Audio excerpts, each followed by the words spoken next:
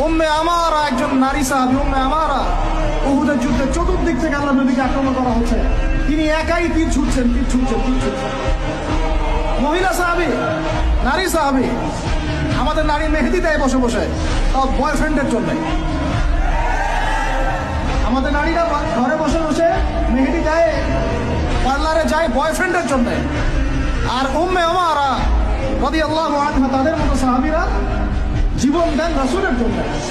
স্বাধীনতা আছে, তারা স্বাধীন, আল্লাহর দাসত্বের অধীনে তারা কাউকে পরোয়া করতে না। তখন উম্মাহ ছিল না। উম্মে আমারা একজন নারী সাহাবী, উম্মে আমারা উহুদের যুদ্ধে চতুর্দিক থেকে আল্লাহ নবীকে আক্রমণ করা হচ্ছে, তিনি একাই তীর ছুটছেন।